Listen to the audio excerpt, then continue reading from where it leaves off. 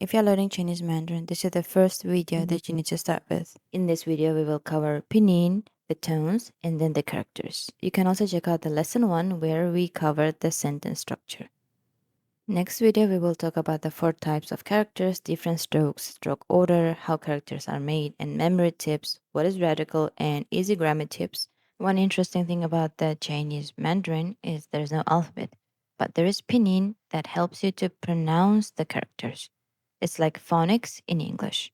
And the pinyin was adapted in China in 1958. And using pinyin, you pronounce it Mao, Mao, M-A-O, Mao. What is actually pinyin and how to use pinyin?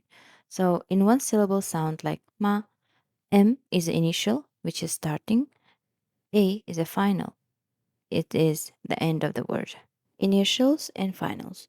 Initials are usually consonants like po, mo, fo, do, and finals we have the vowels a, I, o, and here you will see the examples of pinyin, yi, zhong, cui, qiu, yue, qing, and pinyin pointers, which are known as tones as well.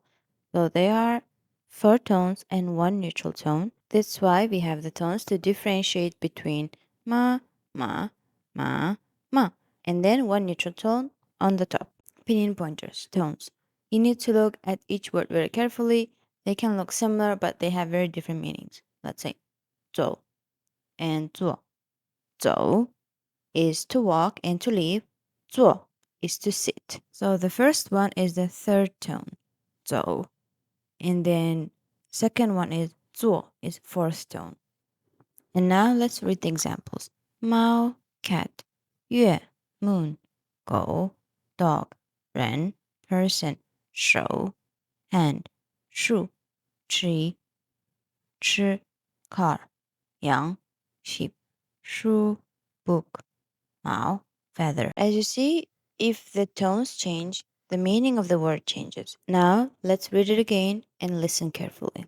猫 月 狗 人 手 树 吃 羊 书 毛. Characters, we have 2 styles, simplified and traditional.